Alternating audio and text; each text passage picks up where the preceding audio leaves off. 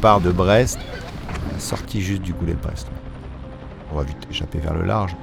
En fait, après, il y a le golfe de Gascogne à gérer, donc il y a 300 000 seulement qui fait le passage du Cap Finistère, qui est souvent un passage où il y a vraiment un changement météo. C'est là où il y a les plus mauvaises mers, c'est là où il y a le plus de trafic, donc c'est une partie compliquée à gérer. Et là, on passe dans une deuxième partie de la course, qui est la descente jusqu'à l'équateur, qui c'est souvent dans les alizés, qui est plutôt une zone très agréable à naviguer. La mer est souvent pas très formée, ça glisse bien. On essaie d'aller se placer pour passer l'équateur. Encore une autre étape. Il y a le fameux poteau noir qui est une zone de calme et d'orage avec des vents très variables et une zone complexe parce qu'elle est un peu imprévisible. Et ensuite, l'Atlantique Sud, il est souvent en deux temps, la partie alizée et la partie dépressionnaire. C'est la rencontre avec les dépressions qui arrivent de la cordillère des Andes et qui vont nous pousser très rapidement vers l'est.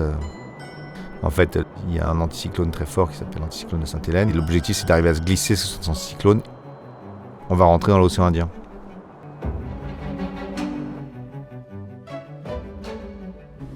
Il est majestueux parce qu'il y a des grandes houles, il y a des couleurs, mais c'est souvent gris. Un sentiment d'espace, de vide, de grandeur. Il est impressionnant finalement. C'est aussi un petit côté psychologique parce que tu sais quand tu regardes la carte que tu es au milieu de nulle part et qu'il n'y a rien autour et que c'est très grand et que tu es tout seul. On est amené souvent à frôler les Kerguelen.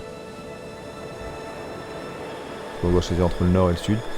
On préfère passer au nord parce qu'au sud il fait beaucoup plus froid. On va aller sans doute frôler aussi les zones des glaces, ça arrive souvent. Ça rend la navigation compliquée parce qu'on est un peu bloqué au sud par cette zone des glaces et bloqué au nord par les calmes. Du coup, ça veut dire souvent beaucoup de manœuvres dans cette partie-là. Et après, on attaque le Pacifique. On est déjà fatigué par les 8 jours qu'on a passés dans l'océan Indien. Pas toujours facile à négocier, mais souvent la mer est meilleure que dans l'Indien. C'est souvent une zone où on rencontre de très très belles houles, c'est juste incroyable. On voit pas ça sur l'Atlantique, des vents comme ça. La seule chose qu'on voit, c'est des albatros. On se demande ce qu'ils font là, hein, parce qu'ils sont un peu seuls au monde, il n'y a pas une terre, donc ils volent. Quand ils approchent un peu le bateau, on voit que c'est gigantesque, il y a plusieurs mètres d'envergure. C'est là où on va naviguer le plus sud, donc le plus dans l'eau froide, et c'est là où on va essayer de se glisser sous le Cap Horn, sortir des tempêtes australes. Donc c'est toujours une délivrance, puis c'est un endroit mythique évidemment, le Cap Horn. On a l'impression parfois que ça y est, on a fait le plus dur, mais la route est encore longue parce qu'il faut remonter tout l'Atlantique Sud.